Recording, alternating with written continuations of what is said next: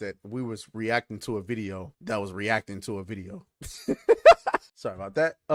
Christopher Baker says, I can't wait till Assassin's Creed comes out. Yeah, I don't really care. I won't be playing that shit at all. Not until it's less than $3. All right. Damn, time is flying, bro. Time is flying. Damn. What do we do to make the time fly so much? All right, we got to talk about Wonder Woman. Now, if you guys remember, 3 years ago, we got this teaser. 3 years ago, okay? My daughter, a new threat comes to our shores, and I must call you home. Restore what has been broken. Unite old enemies. Forge new bonds. You are a hero, but you can be more. You can be a leader. You are Wonder Woman.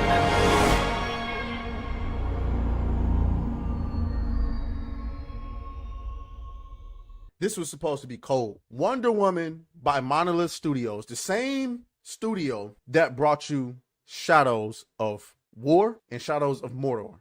Okay, one of the coldest games ever made, because Shadows of War and Mordor brought you the Nemesis system. Y'all remember the Nemesis system? Let me see if I can find somebody that can explain the Nemesis system. Let's see. Watch this video right here, just so you guys can get a good idea of what because some of you maybe have never played Shadows of War or Shadows of Mordor, and you don't know what the Nemesis system is. Hold on. If not for the Nemesis system, Middle-earth Shadow of Mordor would have been a decent but ultimately unremarkable game. An open-world action title with combat similar to the Arkham series and parkour similar to Assassin's Creed games wouldn't have grabbed an awful lot of headlines, even if it did carry the Lord of the Rings license. In 2014, though, for a good few months after it came out, Shadow of Mordor was on everybody's lips and minds, and it was almost entirely thanks to the revolutionary Nemesis system that the game was lifted up from being solid but unremarkable to being the next big thing. Before we begin, please consider subscribing and enable all notifications by clicking the bell icon. With that out of the way, let's get started. It wouldn't be an exaggeration to call the Nemesis system one of the best new gameplay systems introduced in the 8th console generation, but what exactly made it work so well? Like any other excellent mechanic that manages to stand out, it managed to strike the perfect balance between simplicity and complexity. Behind the scenes, the Nemesis system was built on 2 or 3 systems at most, but they constantly interacted with each other in ways that yielded dynamic, unpredictable results that added unbelievable complexity to the entire experience. If you want to be really reductive about it, the Nemesis system is all about emergent storytelling. Your actions as Talion in the game's world have a direct impact on enemy NPCs, whether they live or die, whether they prosper or flounder, and that, in turn, affects you. Kill an enemy, however, and they make room for a newcomer to begin their descent at the bottom of Mordor's military ladder, and on and on and on the cycle goes. And that's exactly why that feels like such a reductive description.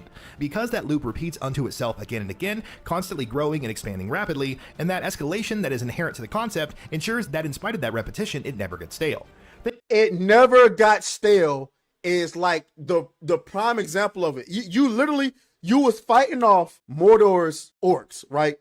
And these orcs is like, they were almost like actual living, breathing NPCs that were making decisions on their own. For example, you might have came across an orc earlier, right, who is just a bitch ass nigga. And then later on, that same bitch ass nigga winds up becoming a fucking general. And you like, nigga, where you get all this armor and shit from? Where'd you get that weapon from? Now you got to go beat his ass. You go and beat his ass, kill off him and his whole crew, and a new orc that you faced earlier rise up the ranks. It's like, what the fuck? So now you got to go and beat his ass. And it was just like, it was like a crazy cycle. You could spare niggas, you could recruit niggas, you can do, dog. It was crazy. It was crazy. It was fun. It was innovative. And then what happened was Warner Brothers patented that shit. They said, y'all, nigga, we came up with some crazy shit. We're not letting nobody else use it. It's our shit. And we thinking, well, fuck it. They finna give us some more Shadow of Mordor. They're gonna use it in other games. Well, guess what, nigga? We ain't got it at all. They never used it again. At least until we got the announcement about the Wonder Woman game. And so we're thinking, okay, they're gonna use Wonder Woman and the Nemesis system, right? And we thinking, fuck that bitch. That is not the sound I wanted to choose. Oh my God. That's what we thought. So Wonder Woman and the Nemesis system. Well, if you're looking forward to it, don't get your goddamn hopes up, nigga. Don't get your hopes up, because The Wonder Woman game from Monolith Productions was rebooted in early 2024 and cost more than $100 million to make so far.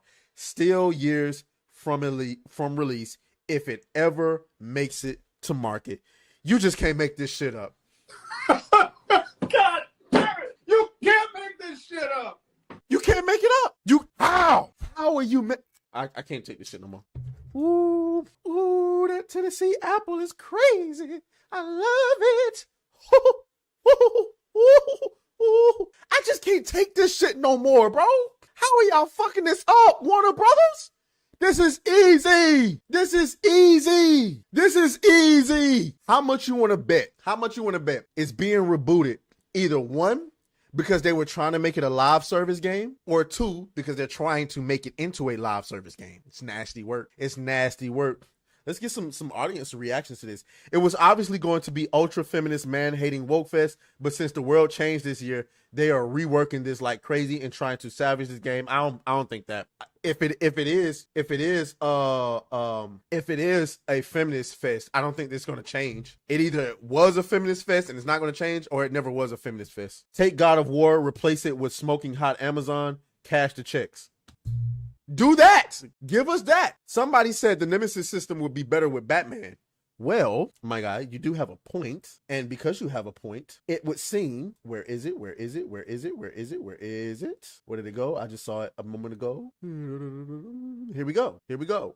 So apparently Warner Brothers or Rocksteady reportedly working on a single player Batman game. Monolith's Wonder Woman in trouble. Mr. Matty Play says there's something to be said about just how bad things are at Warner Brothers games, where it's almost miraculous they're still in business. Suicide Squad eviscerating the best superhero game developer on the planet. Horrific management of multiverses leading to its shutdown. Wonder Woman announced in 2021, rebooted in 2024, still years away after spending $100 million. Warner Brothers Games Montreal staggeringly low output with their only game between Origins and now being Gotham Knights. Jesus Christ. TT Games Lego titles have slowed down dramatically as well. The one positive standout is Hogwarts Legacy. Without that game, I truly wondered where they'd be as a company.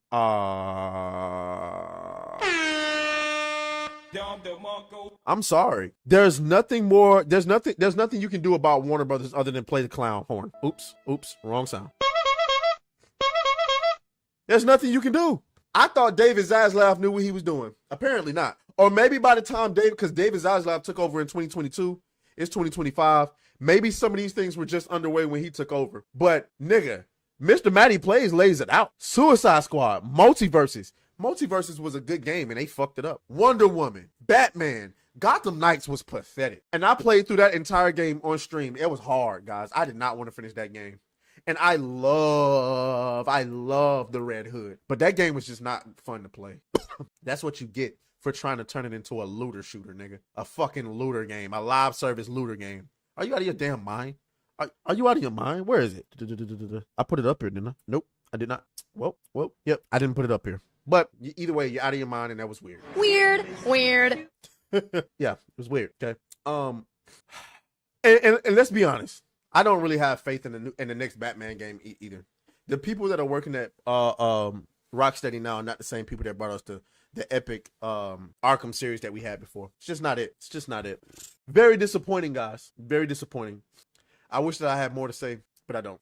Warner Brothers, there was a time where I thought that Xbox should buy Warner Brothers, but I damn sure don't want to do that now, right? I damn sure don't want that to happen. But then again, even if Xbox did buy Warner Brothers, the Warner Brothers games, no matter anyway, their games would be on every platform. I don't know, guys. It's just, Cryptobeat says Gotham Knights had potential. It did, but they wasted it. So it don't even matter. It don't even matter. It don't even matter. Either way, that's it for that. Okay? Let me make sure there are any throwaway lines. I'm going to spin. Oh, fuck you.